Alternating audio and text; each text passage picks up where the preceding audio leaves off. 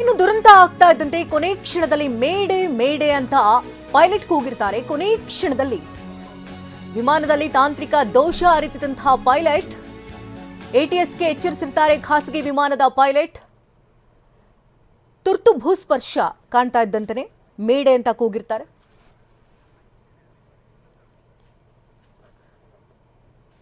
ಈ ಬಗ್ಗೆ ಮಾತನಾಡೋದಕ್ಕೆ ನಿವೃತ್ತ ವಾಯು ಸೇನಾಧಿಕಾರಿ ರಾಜು ಅವರು ದೂರವಾಣಿ ಸಂಪರ್ಕದಲ್ಲಿದ್ದಾರೆ. ಸರ್ ನಮಸ್ತೆ.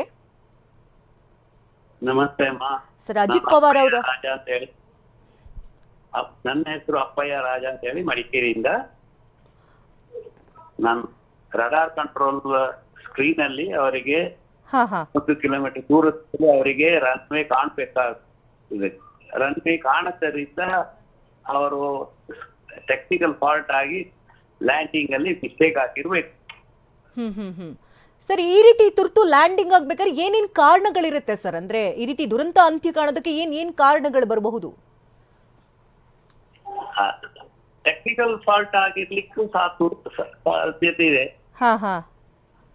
ಈಗ ಕೆಲವೊಮ್ಮೆ ನಾವು ಗಮನಿಸಂತೆ ಈಗ ಟರ್ಬುಲೆನ್ಸ್ ನಲ್ಲಿ ತೊಂದರೆ ಇರುತ್ತೆ, ವಿಂಡ್ ಶಿವರ್ ಆಗಿರುತ್ತೆ, ಈ ಮಿಂಚುಗಳು ಬಂದಾಗ ಈ ರೀತಿ ಆಗಿರುತ್ತೆ, ಎಂಜಿನ್ ಐಸಿಂಗ್ ಅಂತೆಲ್ಲ ಕೇಳಿರ್ತೀವಿ ಸರ್.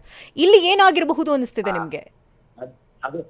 ಅದು CB ಕ್ಲೌಡ್ಸ್ ಅಂತ ಹೇಳ್ತಾರೆ. ಆ CB ಕ್ಲೌಡ್ಸ್ ಇದ್ದಾಗ ಆ ಏರಿಯಾದಲ್ಲಿ ಫ್ಲೈ ಮಾಡಬಾರ್ದು.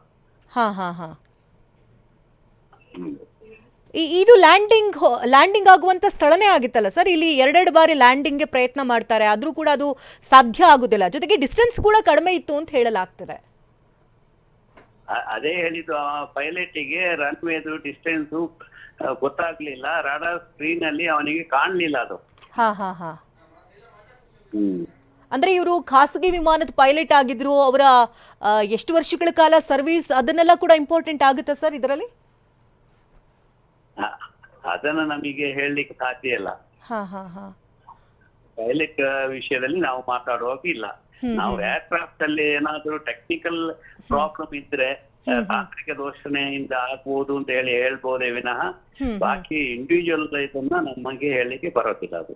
ಓಕೆ, ಸೊ ಟೆಕ್ನಿಕಲ್ ಆಗಿ ಹೇಳೋದಾದ್ರೆ ಸರ್, ಅಂದ್ರೆ ಇದರಲ್ಲಿ ಬಚಾವಾಗೋ ಚಾನ್ಸಸ್ಗಳು ಇರೋದೇ ಇಲ್ವಾ? ಯಾವುದು?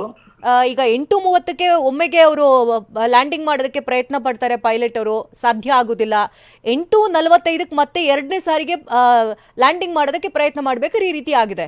ಸೊ 15 ನಿಮಿಷಗಳ ಅಂತರತೆ ಇತ್ತು. ಸೊ ಆ ಟೈಮಲ್ಲಿ ಏನಾದ್ರೂ ಎಚ್ಚೆತ್ತುಕೊಳ್ಬಹುದಾಗಿತ್ತಾ? ಟೆಕ್ನಿಕಲ್ ಫಾಲ್ಟ್ ಆಗಿರ್ಬೋದು ಅಂತ ನಮ್ಮ ಅಭಿಪ್ರಾಯ ಅಷ್ಟೇ. ಯಾವ್ಯಾವ ರೀತಿ ಟೆಕ್ನಿಕಲ್ ತೊಂದರೆಗಳು ಬರುತ್ತೆ ಸರ್ ನೀವು ಗಮನಿಸಿದಂತೆ, ನಿಮ್ಮ ಸರ್ವಿಸ್ ನಲ್ಲಿ ನೋಡಿದಂತೆ? ಈಗ ನಾನು ಅದು ಎಲ್ಲ ಫೈಟರ್ ಪೈಲಟ್ ಇರೋದರಿಂದ ನಮಗೆ ಈ ಸರ್ವಿಸ್ ಪೈಲಟ್ ವಿಷಯದಲ್ಲಿ ಅನುಭವ ಕಡಿಮೆ.